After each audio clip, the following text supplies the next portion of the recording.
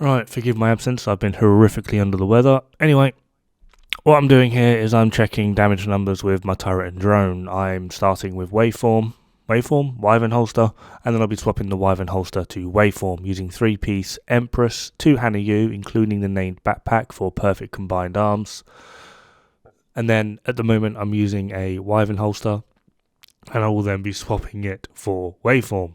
Now, this is using actual in-game numbers, so I want no crying, okay? Wyvern turret is 209,382, Wyvern drone is 125,442. Using Waveform with the buff at 0, the turret was 199,911. On average, which is a 15% increase, this is 210,775. At full buff, which is a 30% increase on just turret, that's 221,640. This means Waveform goes from doing 4.96% less than Wyvern when there is no buff to Waveform. At average, this will be a 0.5% increase, and then at full buff, this will be a 5.63% increase. This gives us, assuming that our drone or turret is shooting something 100% of the time, this gives us an average of a 1.11% increase.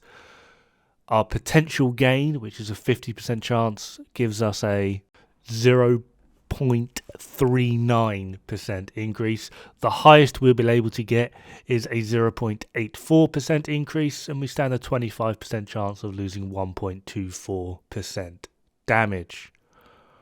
Yeah. See, the problem is Wyvern is consistent, it's constant, it's throughout, whereas Waveform adds a chance. If we now do this again but with the drone, you can see the numbers there. We're doing 4.93% less per hit with no buff. At our average, it's 0.69. At full buff, it's 6.10. This gives us a potential gain of 0.64. Our highest will be 1.39, and we're actually able to incur a loss of 1.23% total damage. Problem is, it's all percentage. Potential gain is a 50% chance. Our highest is a 25% chance, and our loss is a 25% chance. Now, obviously, Waveform fluctuates. While skill A is off buff, skill B is on buff, so I've redone that. You can see Wyvern both. Still, with skill A, we are actually losing 0.68% damage. When we look at it through the average, we're only gaining 0.54% increase in damage, which is kind of ridiculous. And then if the buff at this point is on the drone, not on the turret, so we've calculated both drone and turret into this at this point, it's only a 1.76% increase. So if we now look at what the potentials are for this means you have a 50% chance to gain 0.54% damage, a 25% chance to gain 1.25% damage, and we will lose 0.17% damage. However, again, this is all circumstantial for the simple fact that this is RNG. You're adding in RNG into your build for a percent chance to barely do a 1% increase. I then did the exact same thing, but this time using Capacitor at maximum buff. Same rules really apply. You can see it here. This is, again, in-game numbers, me shooting the targets, registering the numbers, calculating them, adding in the probability. What comes out is with the turret, Waveform has a 50% chance with Capacitor at max stacks to do 1.49% more, has a 25% chance to do 3.34% more. It's also got a 25% chance to do 0.96% less. With the drone Capacitor at max stacks, Waveform has a 50% chance to do 1.19% more, 25% chance to do 3.05% more, and again a 25% chance to do 0.96% more. However, yet again, like I said, you'll be using these skills, turret and drone, in tandem. So A is turret at full buff and drone at no buff, and B is drone at full buff, turret at no buff, and then average is just 15% on each. Now what this actually shows is, because there's no red this time, if it's red, basically it's same with the previous one. If it was red, that basically meant that Wyvern was doing more. In this instance, there is no more red. Everything is green. Although not by much. 0.39%, 1.21%, 2.85%. So, following this trail of thought, 50% chance to do 1.41% more, 25% chance to do 4.45% more, and technically we have no damage loss.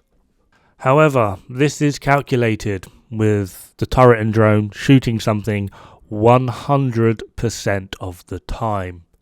So, on A, where we're going to incur a grand total of 0.1%. That's our damage over our uptime. It's a 25% chance.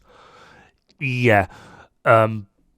This is with our turret at maximum buff. If our drone has 0 buff and is shooting the target, and our drone is off somewhere not shooting a target and it's got the full buff, guess how much damage we lose? 30%.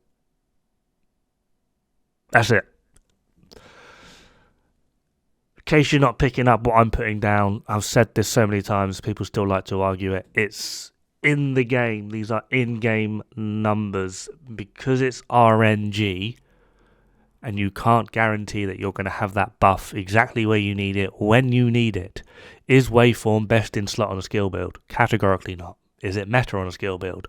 Well, there's no skill build meta, but considering it's not even best in slot, categorically not. Is it the highest damage you can get out of your skills on a skill build?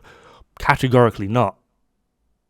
Simply just because you cannot guarantee that you'll have the buff on the exact skill you need it when you need it, it can't be the highest damage, best in slot, the meta, or anything. You're adding RNG into your build purposefully for what amounts to maybe a 1% that total damage increase. Like, yeah. Stop crying. Up next, we have the effects of total weapon damage. So we have a Dod-Foamath, base damage of 44191, 100% all weapon damage, specialization is 15, weapon is 15. However, on the bottom one, we've got weapon at 25. If we add another 10%, as you can see, the bottom one is 10% over the top one. Their total difference is 4,419. The reason for this is because 10% of 44,191 is 4,419. When you add weapon damage, AR damage, etc., it will add 10% from the base value of that weapon. What total weapon damage does is it takes that end product from your base, what I've now named in here test base, and adds 5% of that. So if you added 5% weapon damage, it would go all the way back to the base value of your weapon. In this case, it's 44,191. However, through varying interactions and other things you've done, your actual weapon damage when you look in your stat screen will be very different. What total weapon damage does is it takes from that end product. So depending on how much you've actually put into weapon damage, total weapon damage could equal more or less. If you have no weapon damage whatsoever, 25% weapon damage and 25% total weapon damage are going to equal the exact same thing. However, depending on how bloated you have one value, you can overbloat the other. Right, moving into crit chance now. This is something that I see come up quite a lot. People seem to be misinterpreting what I say, or they've just got some notion of how crit works in their head, and they don't want to let it go. See, a lot of people say it's just a simple yes-no formula, zeros and ones. It's not quite. It's, in a weird way, it's more simple than that, but at the same time, it's also not that simple. The reasoning for this is, again, quite simple. We're able to get 0.x of a chance. We can get 54.3% critical hit chance. Now, being the fact that the game rounds up or down for us, and the simple fact that we operate in whole numbers within this game, everything is a whole number. I'm doing 558 XYZ flat. I'm not doing 558 XYZ 0.3 damage. Therefore, I can't do a point of a crit. I can't get a 0.3% of a crit of where I only get a slight increase in damage or a slight decrease, or however you want to look at it, damage. So it's not quite as simple as you shoot and you have a per bullet a 54.3% chance to crit or whatever. Now, the leading theory, and it's what I actually believed for a while, was the game actually rolls a 100-sided dice, or probably more. I'm just going to keep this simple by saying it's from 0 to your crit chance. So, every time you shoot, the game would roll a dice. It would, if that dice landed on a 0 up to what your crit chance was, depending, blah, it would crit. So if you've got a 60% crit chance, any number between 0, well technically 1 and 60, if the dice lands on that, you get a crit. If it's 61 to 100, you don't crit. This also takes into account the decimal pointing of the critical hit chance system. However, a while ago, I'm not going to be sharing their information just because I know people get angry about the whole SHD thing, like going to Wony and farming SHD. Oh, you're cheating, you're exploiting. Imagine what people would think if you're able to look at the game's code. Anyway, I spoke at someone who is able to look at the game's code, and it seems I don't understand code whatsoever. He does, and the way he explained it to me is depending on your crit chance, the game determines on reload how many bullets in that magazine will crit. Now, this is a good thing and a bad thing, if completely true. However, what this does mean is, to put it simply, if you're running a crit build, 60% crit chance is going to be your best bet, or at least getting to 60% crit chance, as close as you possibly can. Which also leads us into the next point I want to make, because I've seen a fair few people argue this, and it's really funny, because if you actually go to the range and just spend 2,400 magazines like I did, just shooting the range, put fast hands on, it will tell you how many crits you get, blah. Now, in case you aren't quite understanding, what I mean is some people are building like this. They've basically got crit damage on every mod, as well as their foxes, their contractors, and in their weapon, it's just pure crit chance. Sight, laser, and muzzle is all crit chance, whereas there's another group of people that will build like this. What these people have done, I'm one of them, is one of the mods on the weapon is gone from crit chance to 5% crit damage, and they've put a crit chance mod somewhere.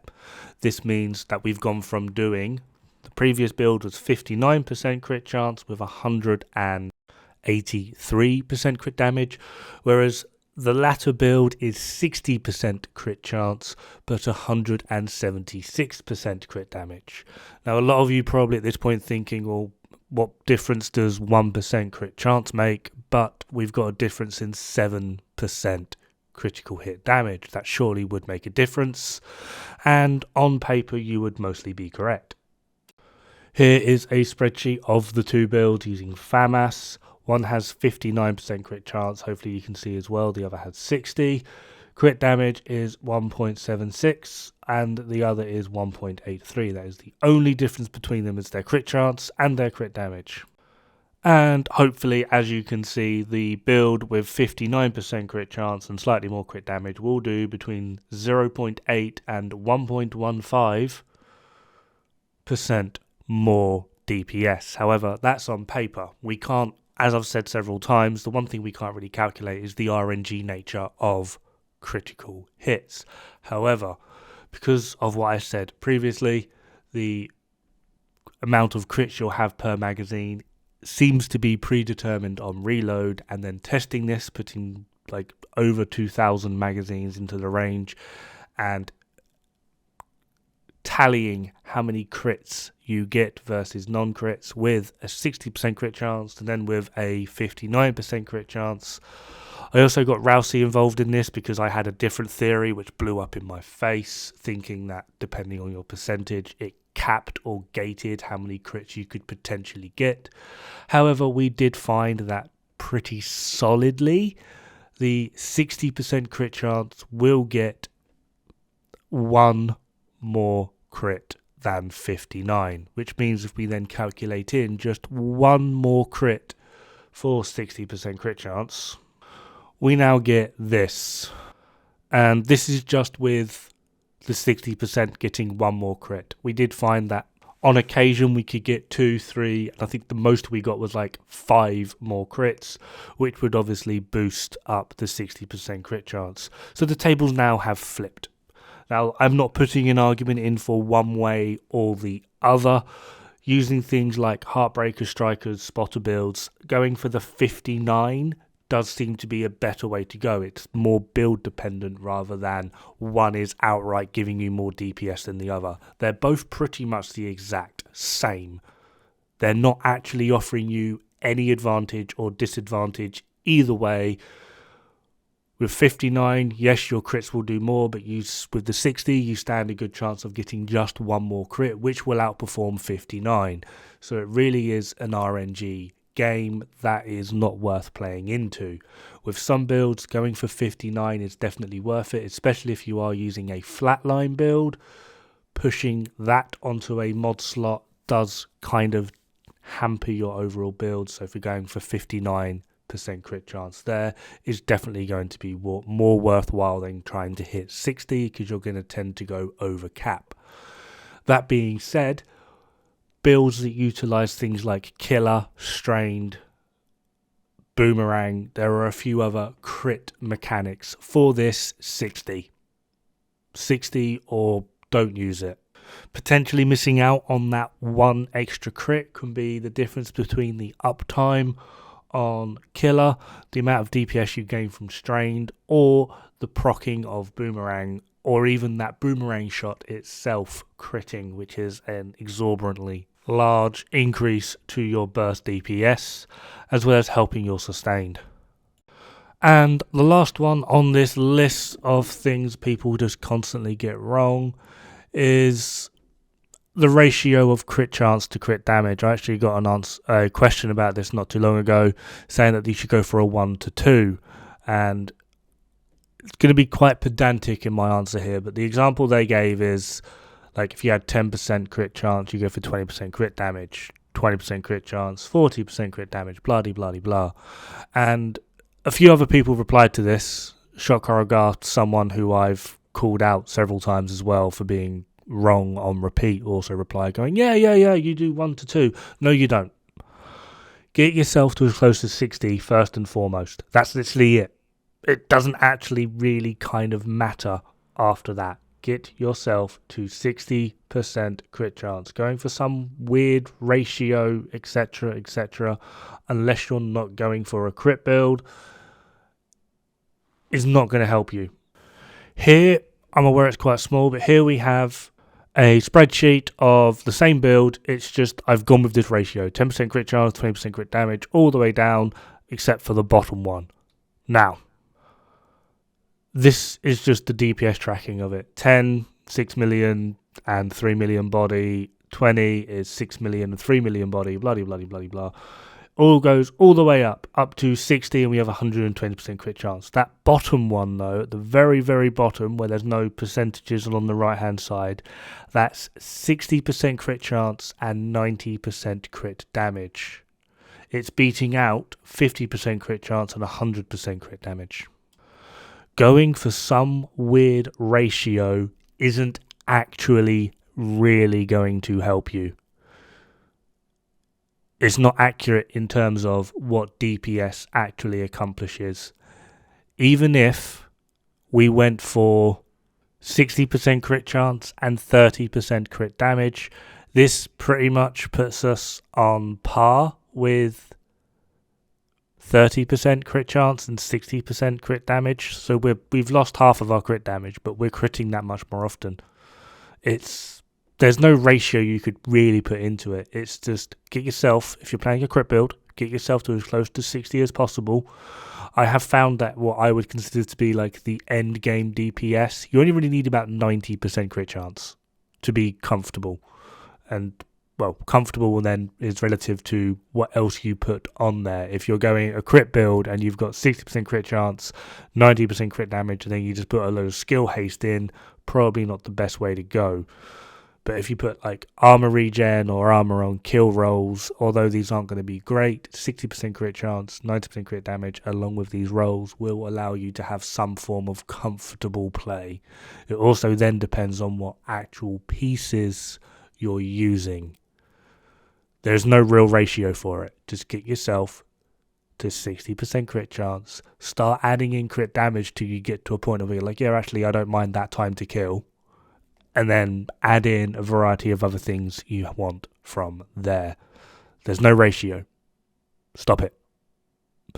Anyway, that's just about going to do it for this video. I'm hoping this wasn't too angry.